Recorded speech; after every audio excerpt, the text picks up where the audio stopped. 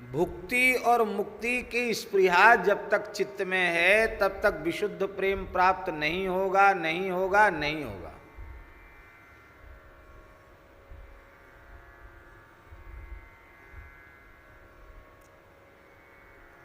हम भुक्ति चाहते हैं तो हमें भोग प्रिय है, और हम मुक्ति चाहते हैं तो हमें मुक्ति प्रिय है। तो भगवान की आराधना, उपासना, भक्ति तो बन गई साधन, साध्य बन गए भुक्ति और मुक्ति।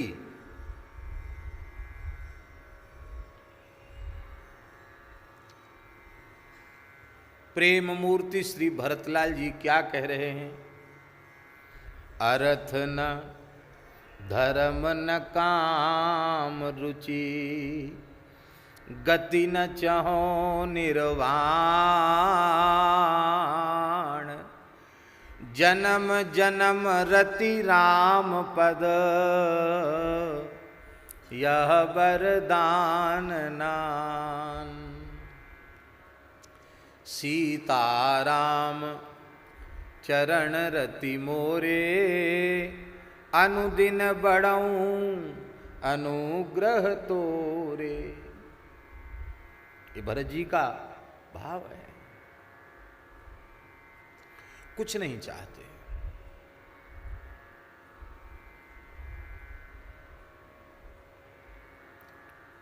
बहुत ध्यान दें, आप क्या करते हैं, कितने समय करते हैं, कितना करते हैं और कब से करते हैं, कर रहे हैं, इसका बहुत ज़्यादा महत्व नहीं है। फिर से सुन लो इस बात को। आप क्या कर रहे हैं, कितना करते हैं,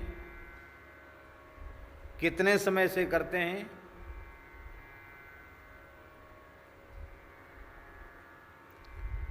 इन सब बातों का बहुत विशेष महत्व नहीं है। क्या करते हैं, कब करते हैं, कितने समय तक करते हैं, कितने समय से कर रहे हैं, इसका ज़्यादा महत्व नहीं है। अधिक महत्व इसका है किस लिए कर रहे हैं।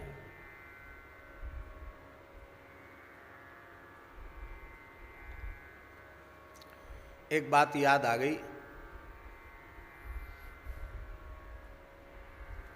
यद्यपि नाम गाम हमको सब याद हैं, लेकिन फिर भी मर्यादा के कारण हम नहीं बोल रहे हैं।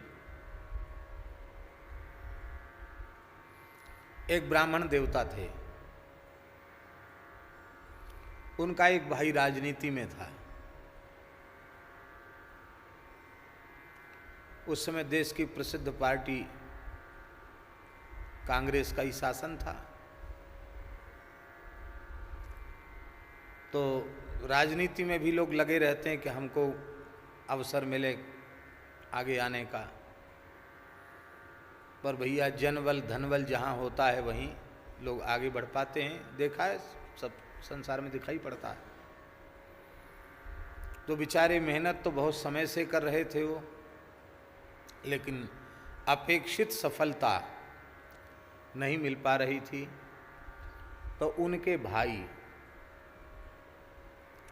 उनके लिए बहुत पूजा पाठ भजन करते थे। सावन में शंकर जी बनवाना, ये करना, देवी जी का पाठ करना, और आप सुनकर आश्चर्य, हर एकादशी को पूरे रामचरितमानस का एक आसन से पाठ, वो भी बिना पानी पिए। बड़ी कठोर साधना करते थे। प्रयोजन क्या था? हमारा भाई राजनीतिक सफलता प्राप्त कर एमएलए बन जाए,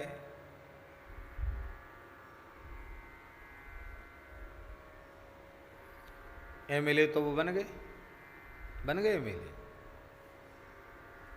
और जिस पार्टी में शुरू से मेहनत की थी, उस पार्टी ने ऐन मौके पर टिकट से भी वंचित कर दिया। सारा जीवन खपाया जिस पार्टी के लिए, उस पार्टी ने इनका टिकट काट कर किसी उसको दे दिया। लक्ष्मी बान को। फिर इन्होंने प्रतिष्ठा का प्रश्न बनाया और निर्दलीय पर्चा भरा और भगवत कृपा से वो विजयी हुए। विजय हुए तो फिर पार्टी ने फिर ले लिया।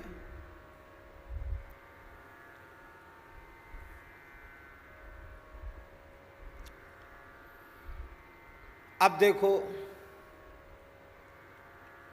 कम से कम उनके भाई ने वर्षों तक इसके लिए साधन किया होगा, और जैसा हमने आपको संकेत किया है इसके अनुसार कितना कठोर साधन।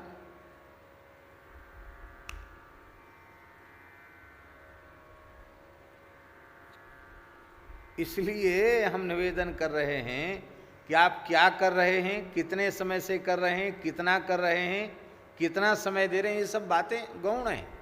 मुख्य बात यह है कि आप किस प्रयोजन की पूर्ति के लिए कर रहे हैं, आप किस लिए कर रहे हैं।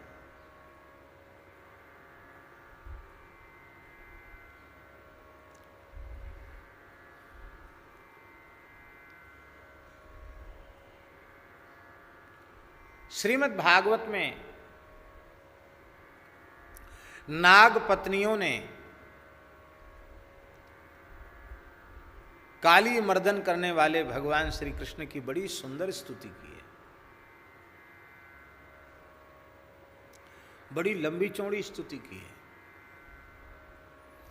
उस स्तुति में नाग पत्नियों ने कहा है, एक श्लोक केवल बोल रहे हैं, ननाक पृष्ठम न च पारमेष्ठ्यम न सार्वभौमं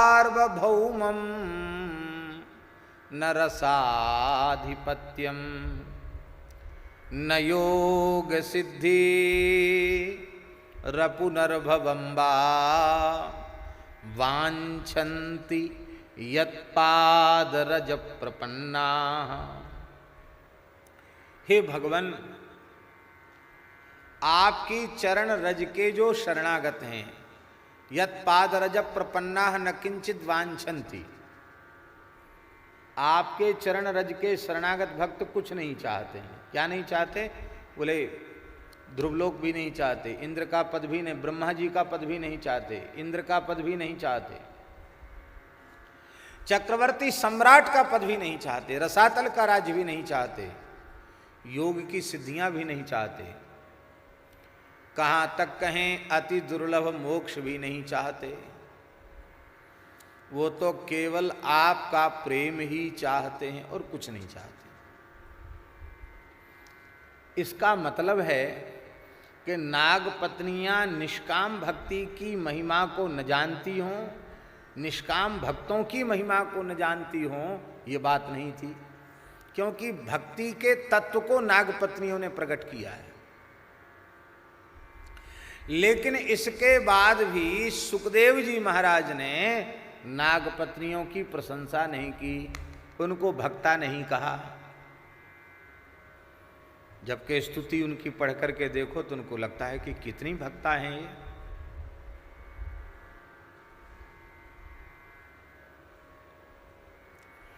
उनका स्मरण भक्त के रूप में, भक्ता के रूप में सुखदेव जी महाराज ने नहीं किया, करना चाहिए था।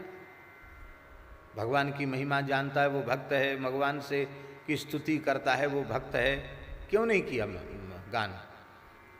इसलिए नहीं किया कि वे निष्काम भक्ति की बड़ाई तो कर रही हैं, स्तुति भी बड़ी सुंदर कर रही हैं, उनकी स्तुति में भागवत धर्म का निरूपण भी हो रहा है, लेकिन वे श्री कृष्ण की स्तुति करके, प्रार्थना करके, निष्काम भक्ति की चर्चा करके श्री कृष्ण प्रेम नहीं चाहती हैं। क्या क्या चाहती है? वे कहती हैं स्त्रीणाम नः साधु शोच्यानाम पति प्राणः प्रदीयताम।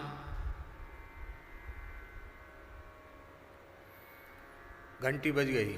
वो कहती हैं स्त्रीणाम नः साधु शोच्यानाम पति प्राणः प्रदीयताम।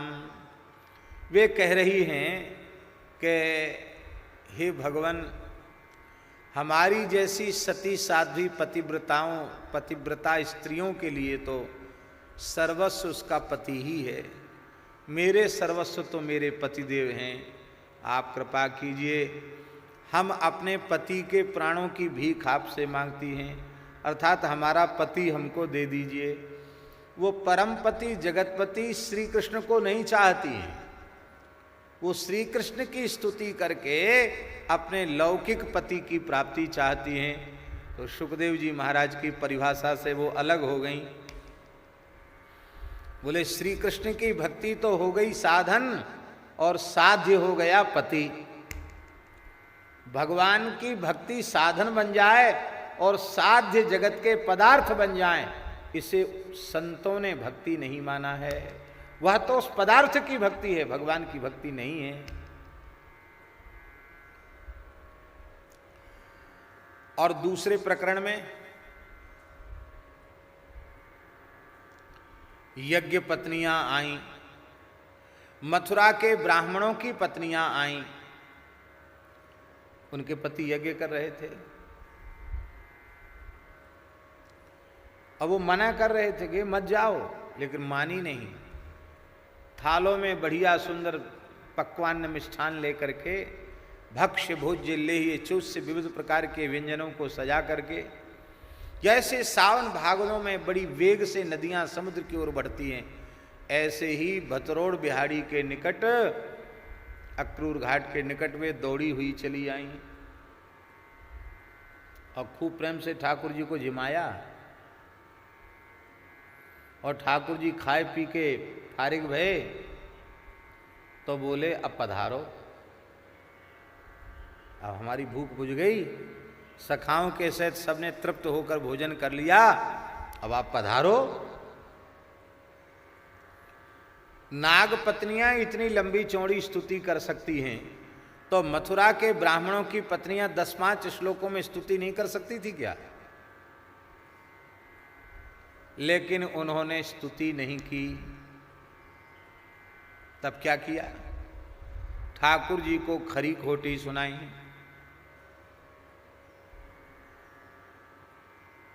क्या कहा?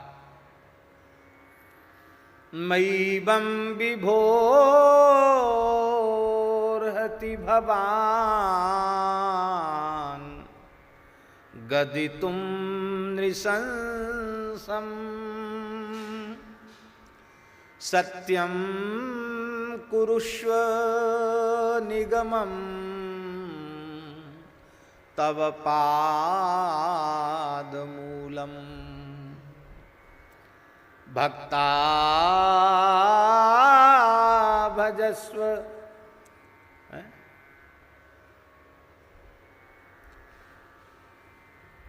मयीवं विभोर्हति भवान् गदितुं नृशंसम् सत्यं कुरुष्व निगमं तव पादमूलम् प्राप्ता वयं तुलसीदाम पदावसृष्टम् केशैर्निवोढु मतिलंघ्य समस्त बंधु। स्तुति नहीं कर रहे हैं, करुणा सागर, कृपा सागर, दया सागर पर आक्षेप प्रत्याक्षेप कर रही है। हे विभो, व्यापक, सबके बाहर भीतर विराजमान, आपको पता नहीं है कि आपके यह कहने पर कि तुम यहां से चली जाओ हम पर क्या बीत रही है? आग लग गई है भीतर, आग।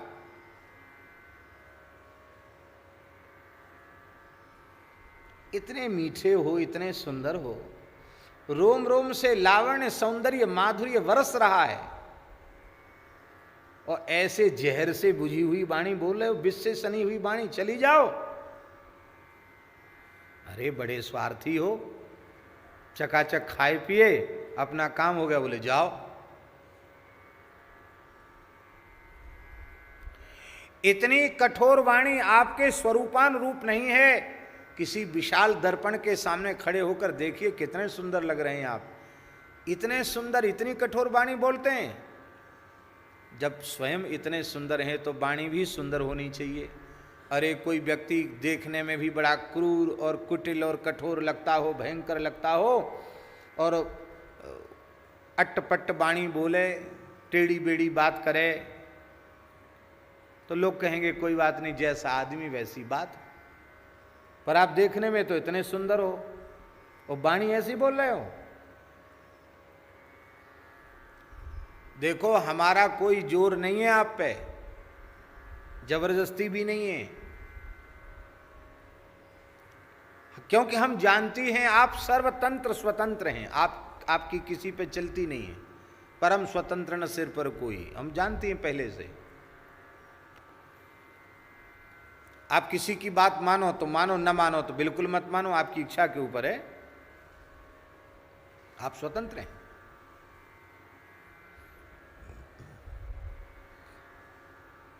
तो हमारा कोई जोर जबरदस्ती नहीं है।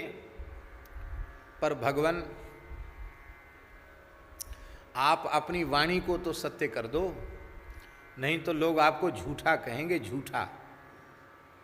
आपकी बात पर भी कोई विश्वास नहीं करेगा। भगवान बोले हमारी कौन सी बात झूठ तुम कह रही हो? तो यज्ञ पत्नियों ने कहा, ब्राह्मणियों ने कहा कि वेद आपकी वाणी है कि नहीं? भगवान ने मुंडी हिलाई, बोले हाँ, वेद तो हमारी वाणी है। तो वेद में लिख रही है कि जो जीव आपकी शरण में आ जाता है उसे लौटकर संसार में नहीं जाना पड़ता। और हम आपके चरणों तक आ गई, आपकी शरण में आ गई, और फिर आप हमें संसार में भेज रहे हैं।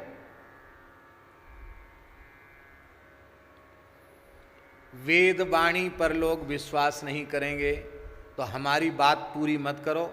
सत्यम कुरुस्व निगमम, वेद को तो सत्य कर दो। हम आपके चरणों में आई हैं, अब लौट कर नहीं जाएंगी। भगवान ने कहा किस लिए आई हो, वो काम बताओ। वो पूरा कर देते हैं, हम किस लिए आई हो, वो काम बताओ। आप किसी बड़े अधिकारी के पास गए, वो यही तो कहेगा कि आपने यहां तक क्यों कष्ट किया, काम बताइए, मेरे लायक सेवा बताइए। हमारे बस का होगा तो हम कर ही देंगे।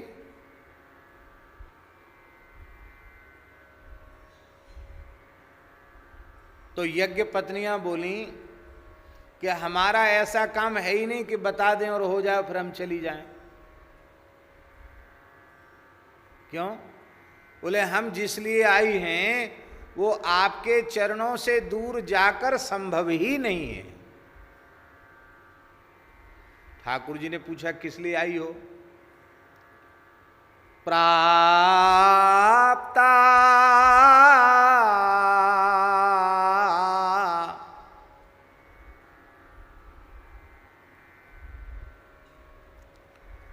प्राप्ता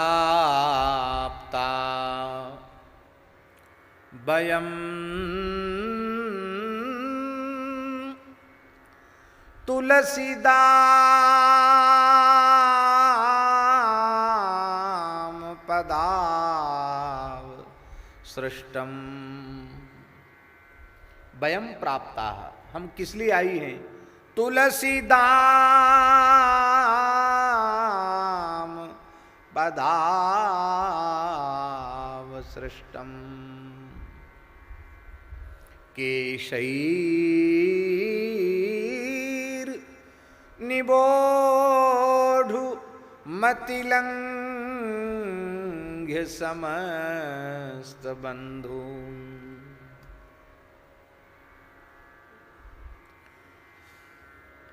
आपके चरणों में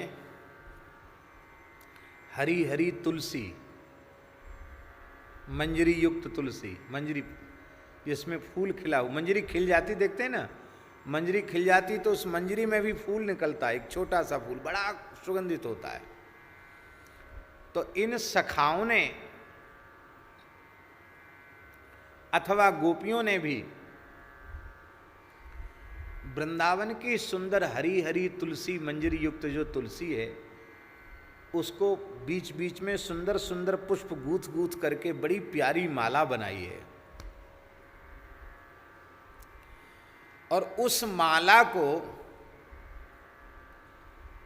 आपके चरणों में, जिसमें चंदन केसर आदि लगा हुआ है, उन चरणों में उस माला को अर्पित किया है।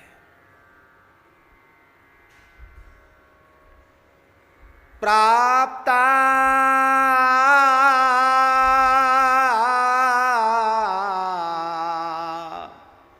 वयं तुलसीदाम पदावसृष्टम।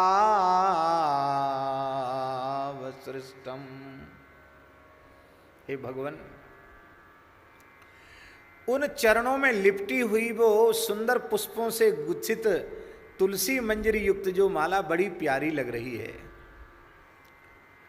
जिन चरणों में तुलसी माला का श्रृंगार है, हरी हरी मंजरी युक्त तुलसी का श्रृंगार, उन चरणों को, आप तो ऊंची शिला पर बैठे हैं ना, आप बैठे हैं, आप उन चरणों को धीरे से उठाइए, उठाकर हमारे मस्तक पर रख दीजिए।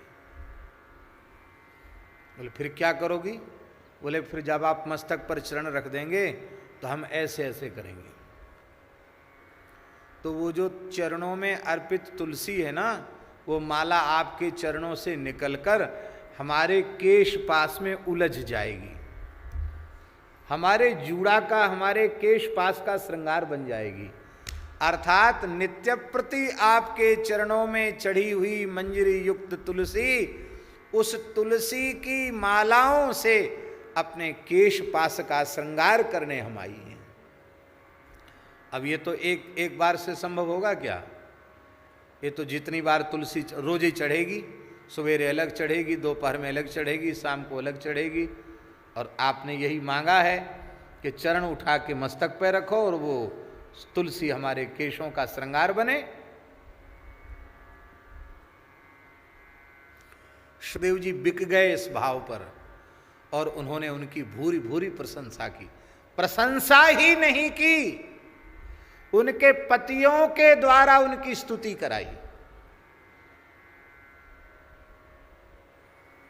उनके पति अपने को धिक्कार रहे हैं।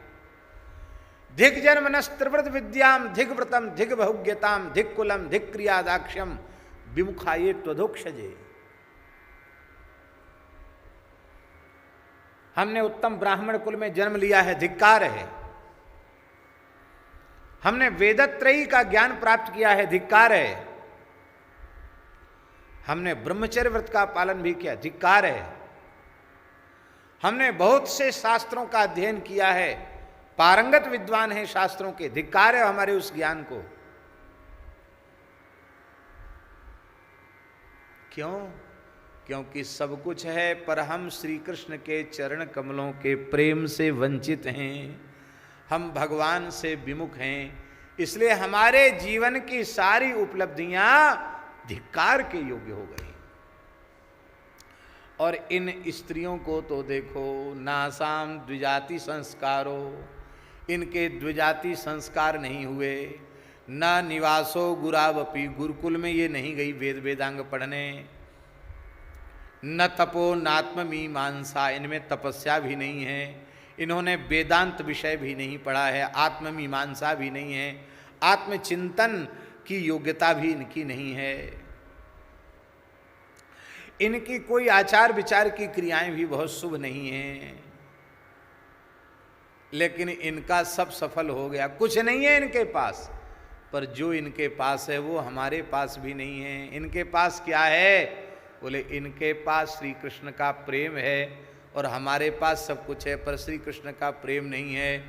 राम नाम को अंक है, सब साधन है सून, अंक गए कछु हाथ नहीं, अंक रहे 10 गुण।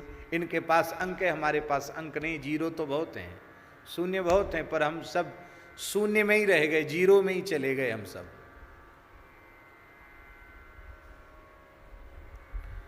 स्तुति ही नहीं की।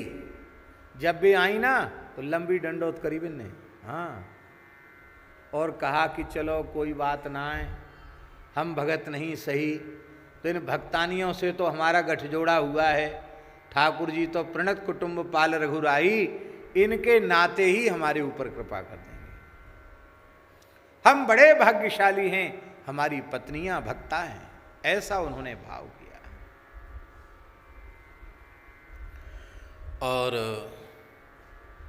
उन यज्ञ पत्नियों को नाभाजी ने बड़े प्रेम से याद किया। यज्ञ पत्नी ब्रजनारी किए केशव अपने वश।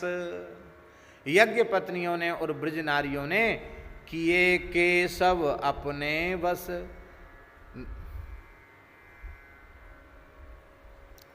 ये भी तो कर सकते थे नाभाजी, नाग पत्नी यज्ञ पत्नी किए केशव अपने वश।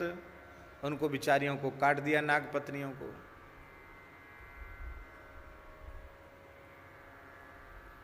हमारी दृष्टि में तो नाग पत्नियां भी परम भक्ता हैं,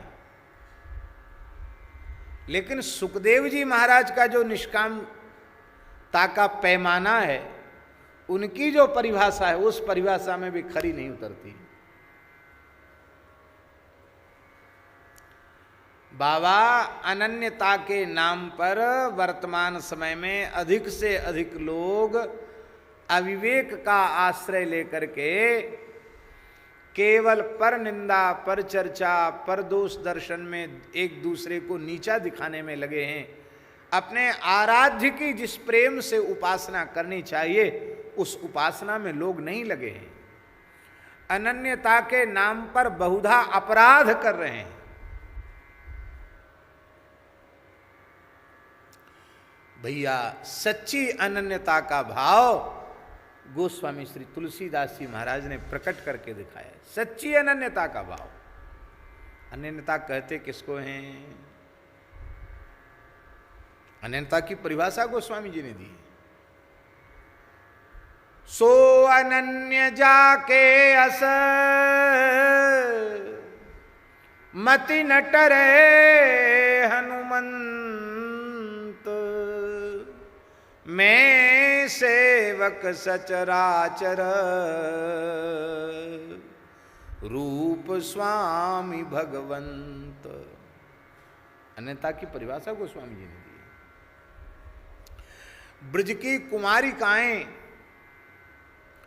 हेमंते प्रथमे मासी नंद ब्रज कुमारिका चेरुर्हविष्यम भुंजाना कात्यायन्यर्चनमृतम। अगहन के महीना में ब्रज की कुमारिकाएं भगवती कात्यायनी का पूजन करती हैं, अर्चन करती हैं, व्रत करती हैं। उपासना तो कात्यायनी की करती हुई दिखाई पड़ रही है, पर भगवती कात्यायनी से मांग क्या रही हैं? बोले कात्यायनी महामाये महायोगिन्यधीश्वरी नंद गोप सुतम देवी पतिम मे कुरुते नमः। हे कात्यायनी, हे महामाये, हे महायोगिनी, हे अधीश्वरी, आप ऐसी कृपा करें कि नंद गोप कुमार श्री कृष्ण हमें पति रूप से प्राप्त हुए। नंद गोप सुतम देवी पतिम में कुरुते नमः। नंद गोप सुत मेरे पति हों, हमारे पति हों। भगवान श्री कृष्ण पति हों ये नहीं कहती है, नंद बाबा के लाला हमारे पति हों। क्यों? बोले भैया भगवान पति रूप से मिलेंगे तो भगवान तो किसी के कब्जे में रहते नहीं, फिर हम उनके पीछे लगी डोलेंगी और वो हमें चित्त में ही नहीं देंगे। और जब हम नंदगोप कुमार को पति रूप से चाहेंगे तो ये तो नंदगोप कुमार हैं, ये अपने ऐश्वर्य को नहीं अपने माधुरी को ही प्रकट करते हैं। तब ब्रजगोपी कहती हैं माई मेरे श्याम लगोई संग डोले, श्याम लगोई संग डोले, माई मेरे श्याम लगोई संग डोले। द्वारिका की 16,108 रानियां पटरानियां श्री कृष्ण के पीछे लगी डोलती हैं, पर ब्रज में ठाकुर जी गोपी के पीछे लगे डोलते हैं। यह है भगवान में और नंदगोप कुमार में अंतर। यद्यपि नंदगोप कुमार भी भगवान ही हैं, पर भगवान नहीं चाहिए, नंदगोप कुमार चाहिए। और द्वारका की रानी पटरानियों को क्या चाहिए? भूयात पतिर में भगवान कृष्ण सदन, भगवान कृष्ण मेरे पति हों। भगवान होते हैं तो भगवान है। यसेंद्रियम विमथितुम कुहकैर न शेखु।